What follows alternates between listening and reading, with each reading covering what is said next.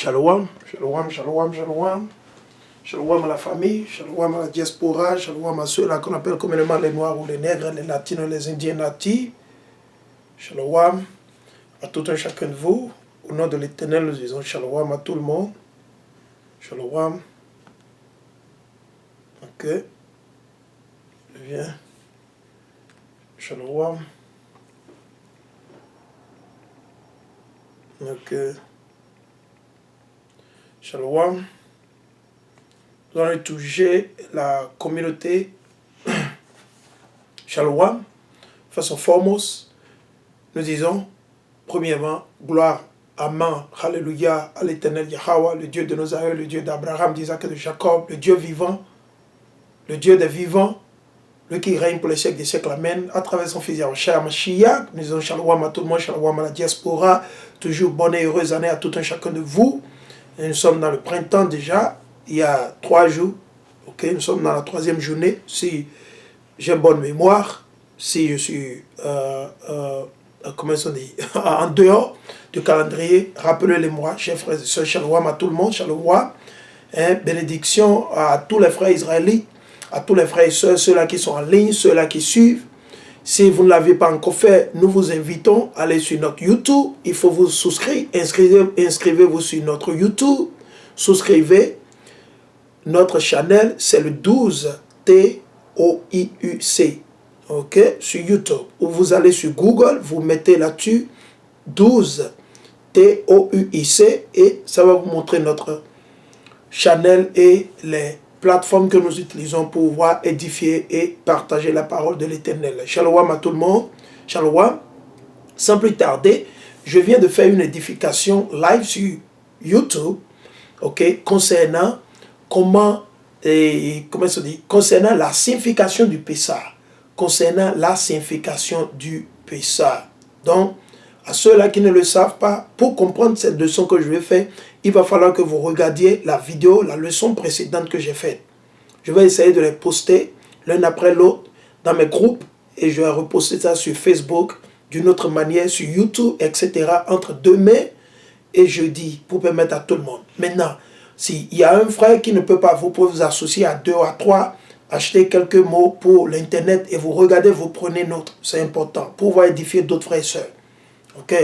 Donc, shalom, sans plus tarder, nous allons commencer dans le livre d'Exode. Nous allons nous focaliser sur Exode, le chapitre 12. Exode, le chapitre 12. Je suis dans Exode, le chapitre 12 et le verset 1. Yahweh dit à Moïse et à Aaron au pays d'Égypte, ce mois sera pour vous en tête des autres mois. Ok? Le premier mois de l'année, ce n'est pas janvier, ce n'est pas Janus. Le premier mois de l'année, c'est le mois Abib. Le mot Abib veut signifier seulement la graine qu'on appelle l'orge. L'orge bébé, l'orge frais dans l'épi. Frais, parce que l'Éternel les a créés de telle manière que l'orge est toujours prête à être récoltée dans le printemps. Ok, voilà. Et quelques préceptes, vous allez dans Exode 34, 18. Vous allez dans Lévitique 23, le verset 5 à 8, vous pouvez lire les mêmes préceptes. Vous allez dans Nombre 28, le verset 16 à 25, vous allez lire les mêmes choses. Vous allez dans Deutéronome, le chapitre 16, et le verset 1 jusqu'à 8, vous pouvez lire la même chose. Vous allez dans Ézéchiel 45, il parle de la même chose. Vous allez dans Matthieu 26, il parle de la même chose. Et la liste continue. Et les différenciations que j'ai faites précédemment en parlent. Nous allons continuer. On ne va pas passer assez de temps sur ça. On veut aller vers les prescriptions et les coutumes, le rituel du Pessah, le jour où nous allons célébrer le Pessah. Ok? Et dit, ce mois sera pour vous en tête des autres mois. Il sera pour vous le premier mois de l'année. Le premier mois de l'année. Parlez à toute la communauté d'Israël et dites-lui, le 10 de ce mois, le dixième jour du premier mois, que chacun prenne une tête de petit bétail. Ok? Ok? Par famille. Une tête de petit bétail par maison, par famille, par maison, ça dépend. Si la maison est trop peu nombreuse, pour une tête de petit bétail, on s'associera avec son voisin le plus proche de la maison, le voisin le plus proche de l'église, de la maison, de la congrégation, etc. Selon le nombre de personnes. Selon le nombre de personnes. Ok, c'est compte tenu du nombre de personnes que vous allez acheter votre mouton. Nous allons continuer. Vous choisirez la tête de petit bétail selon ce que chacun peut manger, compte tenu de ce que chacun peut manger. Pas la gourmandise. Ok? La tête de petit bétail sera un mâle sans tare. Un mâle, pas une femelle. Un mâle sans tare. Le mot sans tare ici veut dire quoi? Sans défaut. On ne doit pas lui couper le pied, l'oreille à moitié, ou bien il manque une dent. Non. Sans défaut. Sans défaut. Parce qu'à Mashiach, il est sans défaut, sans péché. Il était parfait. Donc le mouton doit être parfait. Ou l'agneau de 1 an. Il ne doit pas être circoncis. Genre, il ne doit pas être castré. Un mouton castré ne scellait pas le péché de l'Éternel. Le mouton doit avoir ses testicules sur lui. Mouton de 1 an. Voilà les prescriptions. Ok. Âgé d'1 an. Âgé d'1 an. 2 ans. Pas 2 ans. Pas 6 mois. 1 an. Vous la choisirez parmi les moutons et les chèvres. Je me dis chèvre, c'est féminin. Ça doit être parmi les moutons et les agneaux. Ok? Ou les béliers. Ok? Vous la garderez jusqu'au 14e jour. Donc le 10e jour, elle sera choisie. Donc ceux qui n'ont pas, ils doivent aller l'acheter dans les marchés. Et vous devez vous rassurer que c'est un mâle de 1 an sans défaut, ni tard. Vous devez vous rassurer.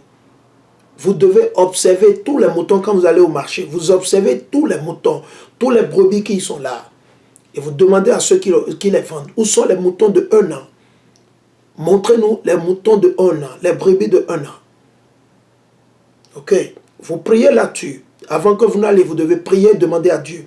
Priez et demander à Dieu. Priez et demander à Dieu. Ok? Donc, le 10e jour doit être acheté ou choisi parmi les moutons. Ok? Et vous la garderez jusqu'au 14e jour de ce mois. Jusqu'au 14e jour. C'est-à-dire le jour, le 13e jour termine. C'est-à-dire le coucher, soit la nuit du 13e jour, c'est le 14e jour qui commence. Ok? Le 14e jour commence. Ok? Il dit, vous la garderez jusqu'au 14e jour de ce mois. Et toute l'assemblée de la communauté d'Israël l'égorgera au crépuscule. L'égorgera au crépuscule. Au crépuscule. Le 14e jour au crépuscule, c'est-à-dire quand le 14e jour commence. Ça vient de commencer. Le crépuscule, c'est-à-dire le commencement. Ok? Au crépuscule. L'on prendra de son sang et on en mettra sur les 2 montants et le linteau des maisons où l'on le mangera. Là où ce serait mangé. Vous prenez le sang avec de l'hysope. Ok? L'hysope, comme ça ceci, c'est l'hysope. Ok? Vous le prenez et vous l'aspergez sur les linteaux de votre maison, là où elle sera mangée. Pas sur les linteaux de la maison voisine. Ok? Maintenant, pour ceux qui vivent à l'Occident, il faut vous méfier. Parce que si vous prenez le sang que vous l'aspergez sur votre portail, si vous avez votre maison, à part séparée dans la campagne, dans les pays comme la France, là-bas, il n'y a pas de problème. Mais si vous vivez en ville, je ne pense pas que vous pouvez le faire. Vous ne pouvez pas le faire.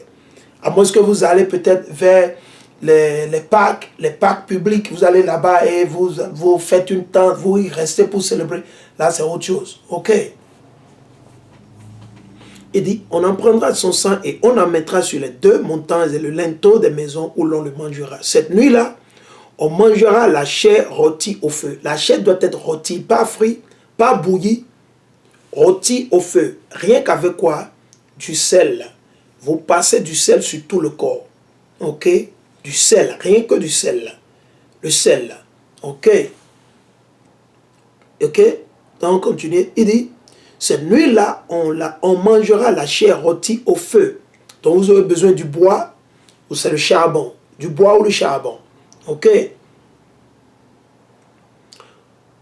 On la mangera avec des azimes et des herbes amères. Vous allez chercher les herbes amères, comme le dit souvent, à Manviver ou à Lomangbo, les herbes amères. Vous savez de quoi nous parlons. Ceux qui vivent en Afrique de l'Ouest, vous le savez. Ceux qui vivent aussi dans les Caraïbes, vous savez de quoi nous parlons. Les feuilles amères. Ok? Et quoi? Il dit, avec et des herbes amères. N'en mangez rien cru, ni bouilli dans l'eau. Vous ne devez pas le bouillir. Le péché ne doit pas être bouilli. On ne peut pas enlever quelque chose pour dire on va bouillir cette partie. Non. Tout doit être rôti. le barbecue rôti totalement sur le feu. Feu ouvert dehors, feu ouvert. Pas dans le four, pas dans le four. Vous devez faire votre, comme on le dit, en anglais, pit. Genre, vous utilisez des briques, vous concevez. Et c'est là que vous allez rôtir le mouton tout entier. C'est ce que vous continuez à manger, vous mangez, vous rôtissez, vous mangez, c'est ce que tout le monde soit, comment on dit, satisfait. Ok. Il dit, n'en mangez rien cru, ni bouilli dans l'eau, mais rôti au feu. L'Éternel rappelle encore, mais rôti au feu. Ok? Mais rôti au feu. Avec la tête, les pattes et les tripes. Ok? Donc vous ne pouvez pas couper le pied. Si vous bricolez le pied, vous avez bricolé le pessa. Votre pessa est annulé. Ok? Il dit quoi? Avec la tête, vous ne pouvez pas couper la tête. La tête doit y rester. La tête reste intacte. Vous ne devez pas l'enlever. La tête ne doit pas être coupée. Parce que ça représente Hamashiach. Et Hamashiach, quand il a été pendu sur le bois, on ne lui a pas coupé la tête. Donc si vous coupez la tête, vous l'enlevez, vous avez déjà violé les coutumes et les rituels et le rituel. C'est-à-dire votre Pessa est annulé. Ok, Pessa annulé. Non accepté devant l'Éternel. Ok. Et il dit encore quoi? Les pattes et les tripes. Les pattes et les tripes, c'est-à-dire les intestins. Le mot tripe ici représente les intestins. Donc, vous ne pouvez pas ouvrir le mouton, le Pessa, non. Vous le rôtissez comme ça intact parce qu'à Mashiach, on ne lui a pas ouvert le ventre. D'habitude, quand nous tuons le mouton, les autres jours, les autres fêtes, on enlève les intestins, on vide les, comment on dit, les sacs à excréments, les sacs à nourriture, on vide tout ça, on prépare, on mange. Ok, vous ne pouvez pas faire ça. Le Pessa, c'est différent. Ok, le Pessa, c'est différent. Vous ne pouvez pas le faire comme ça. Le Pessa, les intestins, tout et tout, vous laissez tout intact dedans. Intact, vous ne pouvez pas l'ouvrir. Si vous l'ouvrez, vous allez casser forcément sa colonne vertébrale. Les os de Hamashiach n'étaient pas cassés. Ok, comme ça a été prophétisé. Ok, ces os n'ont pas été brisés ou cassés. Non. Ok, donc nous allons continuer. Il dit, vous n'en réserverez rien jusqu'au lendemain. Jusqu'au lendemain, tout doit être mangé la nuit là, jusqu'au petit matin. Déjà à 6h, 7h du matin, si vous n'avez pas mangé tout, il faut commencer par brûler. Vous devez brûler tout avant que le soleil n'aille au coucher. C'est-à-dire avant la fin du 14e jour. Parce que le 15e jour va commencer et ce sera la fête des Azim. Ok? Assemblée solennelle. Il dit, vous n'en réserverez rien jusqu'au lendemain. Ce qui en resterait le lendemain, vous le brûlerez au feu. Vous le brûlerez au feu. C'est ainsi que vous la mangerez. Vos reins sains, vos sandales aux pieds et votre bâton en main. Donc, vous avez besoin de votre staff en bois, comme le dit les staffs. Ok? Le bâton de pèlerin. Ok? Les hommes doivent s'en procurer. Ok? Les hommes doivent s'en procurer et en procurer aussi à leurs femmes. C'est important. Et aussi à vos enfants, si c'est possible. Si les enfants ont déjà 20 ans et plus. Ok? 20 ans et plus. Ok? Il dit, et votre bâton en main. Ok? Donc, on ne peut pas manger sans avoir les chaussures. C'est-à-dire, le Pessa représente la délivrance de nos aïeux de la terre d'Égypte en hâte. Ils n'ont pas eu le temps de... Ils ont mangé, ils ont tout fait. Ils étaient avec leurs chaussures et leur bâton de pèlerin. Ok? Bâton de pèlerin. Ok? Vous la mangerez en toute hâte. C'est une Pâque. Ok? Pour Yahweh, c'est pour l'Éternel. Ce n'est pas pour l'église chrétienne, catholique, protestante, méthodiste, rien de tout ça. Ok? Cette nuit-là, je parcourais, c'est ce que le mot veut dire, le mot passage. Parce que l'Éternel a parcouru l'Égypte et je frapperai tous les premiers-nés dans le pays d'Égypte. Tant homme que bête, homme et bête. Ok?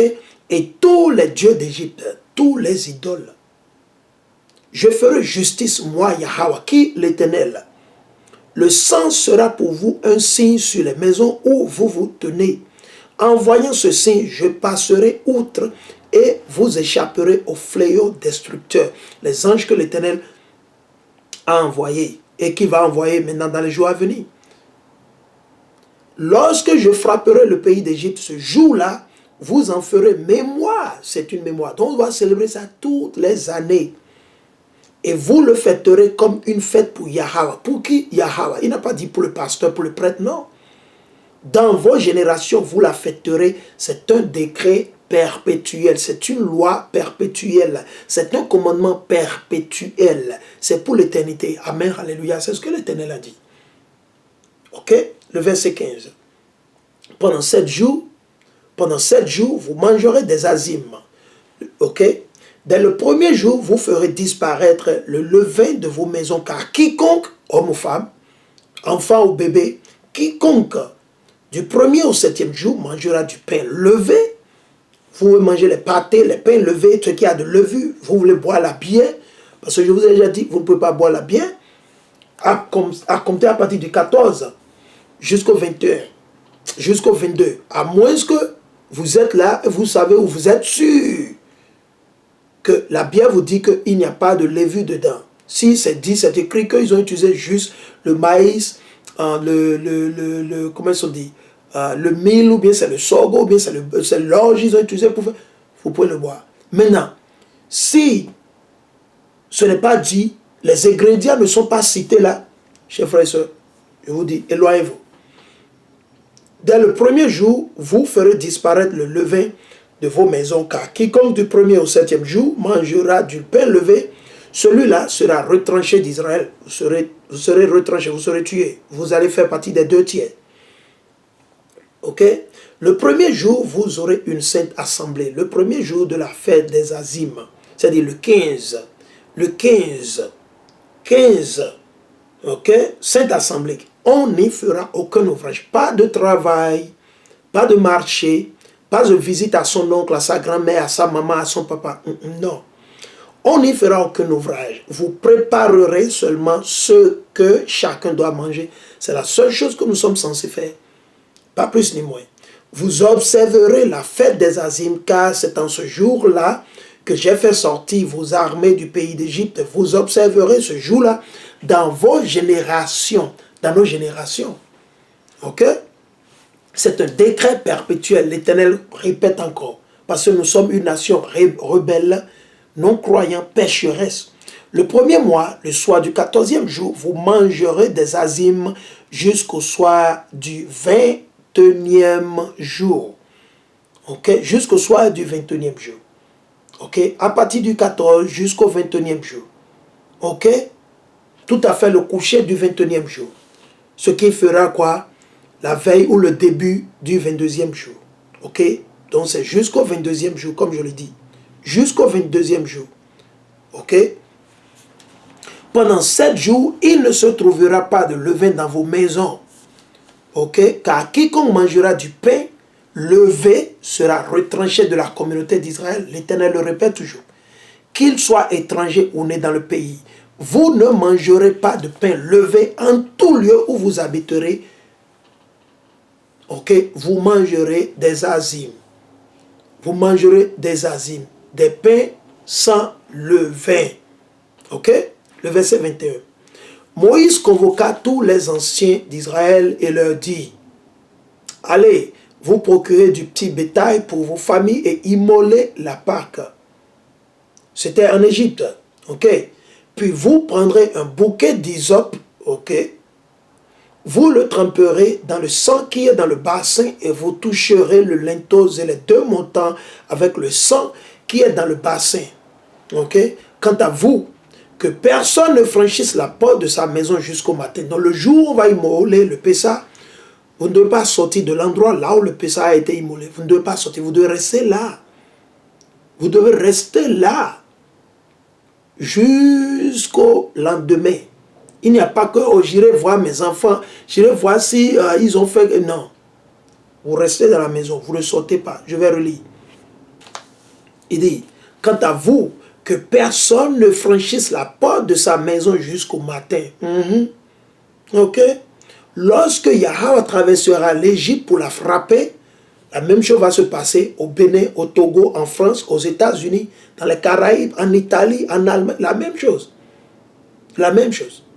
Ceux qui vont célébrer le Pessah, bien en bonne et due forme, comme l'a dit l'Éternel, comme je suis en train de le lire, le jour où l'Éternel va détruire, va amener le tremblement de terre, la destruction en France, en Europe, aux États-Unis, au Bénin, au Togo, au Nigeria, vous serez épargnés. Les anges, ils vont vous épargner. l'Éternel va vous épargner. C'est ce que le truc est en train de dire. C'est ce que le précepte est en train de nous donner ici. Ok, lorsque Yahweh traversera l'Égypte, pour frapper, il verra le sang sur le linteau et sur les deux montants. Il passera au-delà de cette porte et ne laissera pas l'exterminateur pénétrer dans vos maisons pour frapper. Vous allez dans Hébreux 11, 28, vous allez lire la même chose. Vous observerez cette disposition qui, les Israélites, il n'a pas dit les chrétiens, ok, raison pour laquelle ils célèbrent leur Pâques.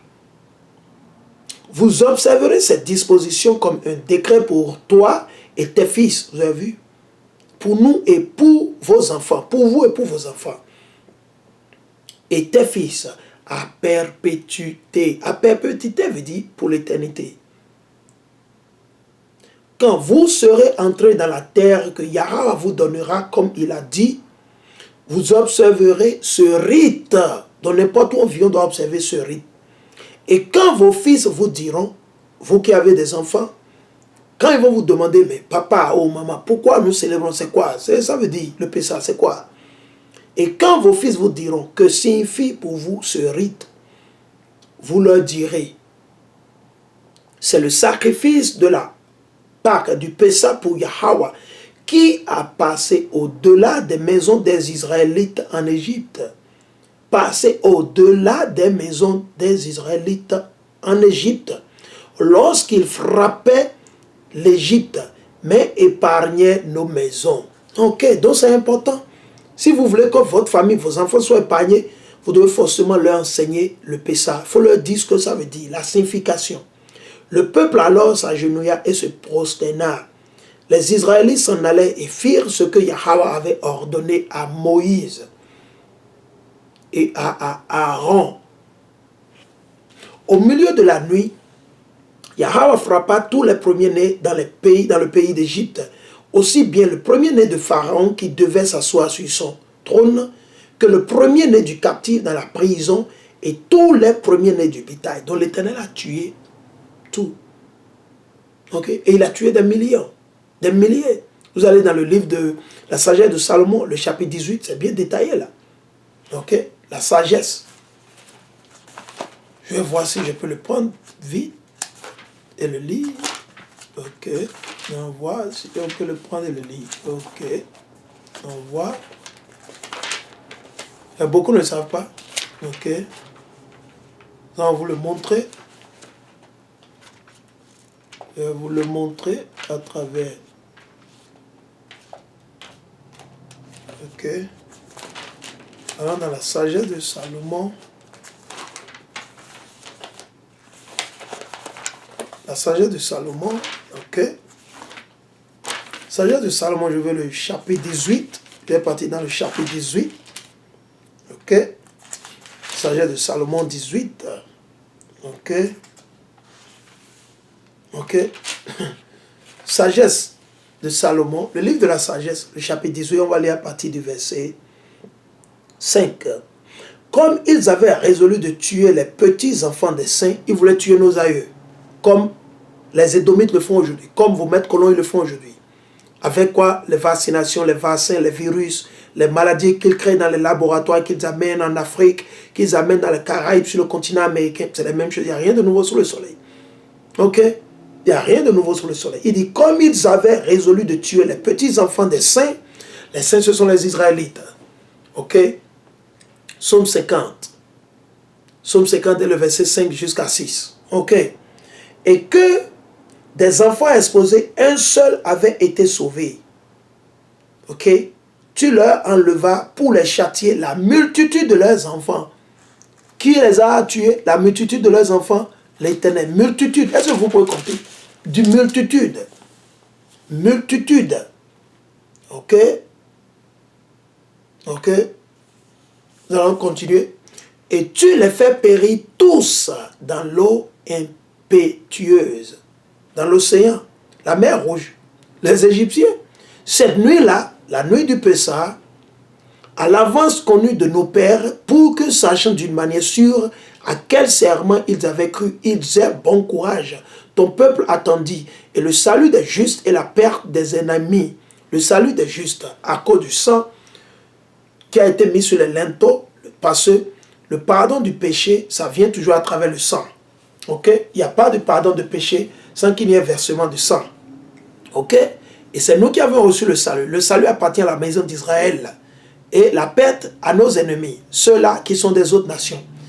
Car par la vengeance même que tu iras de nos adversaires, n'est-ce pas? Que tu tireras de nos adversaires. Tu nous glorifias en nous appelant à toi. Aussi, les saints enfants des bons sacrifiaient-ils en secret et ils établirent d'un commun accord cette loi divine. Le Pessah, c'est de ça que Salomon est en train de parler. Le roi et prophète Salomon. Ok? Et ils établissent d'un commun accord cette loi divine, que les saints partageaient également bien et péril. Et ils entonnaient déjà les cantiques des pères. La clameur discordante de leurs ennemis faisait écho et les accents plaintifs de ceux qui se lamentaient sur leurs enfants se répandaient au loin. Un même châtiment frappait esclaves et maîtres. C'est dit qui? Le maître c'est Pharaon. Okay? Et les esclaves, c'est la population. L'homme du peuple endurait les mêmes souffrances que le roi. Okay? Tous donc pareillement frappés du même trépasse, eurent des morts innombrables. Qui? Les Égyptiens. Innombrables, on ne peut même pas compter. L'Éternel les a tués. Okay? Ils ont fait confiance dans leur gris-gris. L'Éternel les a confondus, les a tués. Des innombrables. Les vivants ne suffisaient plus aux funérailles. Imaginez, il y a eu tellement de morts que il n'y a même personne pour les enterrer. Il n'y a pas assez de personnes pour les enterrer. Ok? Pour vous qui vous rebellez, le jour arrive aussi. Le jour là arrive pour vous aussi. Vous voulez vous rebeller? Le problème ne se pose pas. L'Éternel va vous tuer innombrablement, en grand nombre. À bon entendeur, salut. Il faut dire ça à vos présidents. Dites ça à vos présidents qui se la jouent, qui jouent à leur malin, à leur zigoto. Ils pensent qu'ils sont quelque chose. Parce qu'ils vous construisent les voies. C'est les voies que vous allez manger. De l'abomination, vanité. Il a construit des voies. Et vous êtes content, il a mis des lampadaires. C'est lui qui a fabriqué les lampadaires. Il est allé dans l'atelier, c'est lui qui a tout fait là. Il dit, les vivants ne suffisaient plus aux funérailles, car en un instant, leur plus précieuse descendance avait été détruite. Ok, qui les a détruits? L'Éternel. Ainsi, ceux que des sortilèges avaient rendu absolument incrédules confessèrent devant la perte de leur premier-né que ce peuple était fils de Dieu. Ok. C'est de là ils ont conçu, ils ont su. Ok. Ça c'est la nation d'Israël. Ok. C'est quand l'Éternel les a tués innombrablement. Il a tué sauvagement. Ils ont su. Ok. Ça c'est vraiment un peuple de Dieu. Ok. Nous allons continuer. Je repars dans Exode 12 et le verset 30. Il dit, Pharaon se leva pendant la nuit, ainsi que tous ses serviteurs et tous les Égyptiens. Et ce fut en Égypte une grande clameur, car il n'y avait pas de maison où il n'y eut un mort. Imaginez, l'Éternel a tué, il a saccagé tout premier-né d'un couple. Parce que quand on dit maison, vous allez penser que il parle seulement, non, parce que dans les maisons, par exemple, quand vous allez en Afrique, dans les maisons, vous allez constater dans une maison, vous avez un homme, ou vous avez quatre hommes et 4 femmes. Ou soit vous avez 4 hommes et peut-être 6 femmes. Okay? Ils sont tous mariés, ils ont leurs femmes. Peut-être quelqu'un a 2 femmes, quelqu'un a 1 femme, quelqu'un a 3 femmes. Ok. Tous les premiers-nés de chaque couple, c'est ce que l'Éternel est en train de dire. Tous les premiers-nés de chaque couple, la mort. Et tous les animaux, premiers-nés, la mort, l'Éternel a tué. Ok. Ok. Il dit, et ce fut en Égypte une grande clameur, car il n'y avait pas de maison où il n'eût eu un mort. Donc c'est sérieux. Ok? Ça c'est pour vous les chrétiens. Ça. Pharaon appela Moïse et Aaron pendant la nuit et leur dit, il ne voulait pas nous laisser partir, il ne pouvait pas laisser nos aïeux. Et leur dit, levez-vous et sortez du milieu de mon peuple. Hein? Il a fini par comprendre. C'est ce qui va arriver à Esso. Vos blancs, c'est ce qui va leur arriver. Ça arrive pour eux. Ok, l'heure arrive. Vos Chinois, vos Arabes, ça arrive pour eux aussi. L'heure arrive, ils vont comprendre d'ici là. Levez-vous et sortez du milieu de mon peuple, vous et les Israélites, et allez servir Yahweh, comme vous l'avez demandé. Il ne voulait pas laisser partir. L'Éternel a endurci son cœur. L'Éternel a endurci son cœur. Parce que l'Éternel sait que c'est un rebelle. C'est un diable, c'est un démon. Ok, l'Éternel, c'est lui qui l'a créé. Il connaît son cœur. Prenez aussi vos votre petit et vos gros bétails, comme vous l'avez demandé. Partez et bénissez-moi, moi aussi. Maintenant, il veut être béni, il veut être guéri. Parce qu'il a vu la mort, il dit, wow, wow, ils vont nous exterminer. Wow. Ces Hébreux israélites là, wow, ils vont nous exterminer. Wow, leur Dieu, oh mon Dieu. Maintenant, il demande la bénédiction. Après avoir oppressé le peuple pendant toutes ces années, maintenant, il veut la bénédiction. Vous voyez, l'ennemi. Ok? Les Égyptiens pressèrent le peuple. Tous les Égyptiens, hey, sortez, ramassez. C'est ce qui va arriver sur le continent américain, ici aux États-Unis. Quand ça va commencer, les Blancs, ils vont dire, vos faux Blancs là, ils vont chier dans leur caleçon. Vos faux Blancs là, ils vont chier dans leur caleçon. Ils n'ont encore rien vu. Quand l'heure va sonner maintenant, les mêmes Noirs et les Latinos qui sont en train d'oppresser, d'opprimer là, quand l'Éternel va commencer par faire miséricorde, c'est de là ils vont constater, man,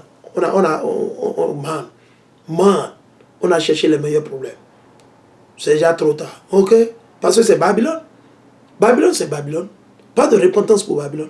Les Égyptiens pressaient, dont les Américains aussi, pressaient le peuple en se hâtant de le faire partie du pays, car, disait-il, nous allons tous mourir. Ils ont su, l'Éternel est en train de les révéler. Je vais vous tuer tous.